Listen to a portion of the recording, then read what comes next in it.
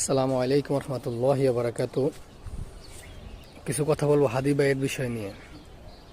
যারা হাদি ভাইকে মারছে, তারা আসলে বাংলাদেশের মানুষের ভিতরে একটা চেতনা, একটা ভালোবাসা তৈরি করে দিছে। বাংলাদেশের মানুষ যাদের যাদের ওই দিলের ভিতরে শক্তি ছিল, যেরকম ধরেন 50% যে দেশের জন্য লড়বে, দেশের জন্য করবে। তো হাদি ভাইকে মারার পরে তাদের আমি আমি নিজেটাই বলতেছি আমার ভিতরে 50% ছিল, এখন 100% হয়ে গেছে যে না, আমি দেশের জন্য লড়বো, দেশের জন্য আমি খাটবো, দেশের জন্য বলবো।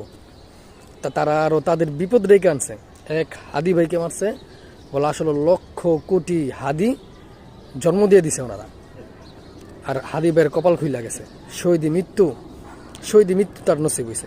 সে চাইছে আল্লাহর কাছে, তার ভিতরে একলাস ছিল, আল্লাহর প্রতি ভয় মোহাব্বত তার অন্তরে ছিল। এর জন্য আল্লাহ তাআলা তার ডাককে কবুল করছে। সে বলছে এক ভিডিওর ভিতরে যে আমি ঋষিয়াদা যাচ্ছি, এই সময় আমার কেউ একটা পোজ দিয়ে দিল, কেউ একটা গুলি করে দিল, এরকম কথা সে বলছে। আল্লাহ তাআলা তার কবুল করুক, শহীদি মর্তবা আল্লাহ তাআলা তার দান করুক, আমিন।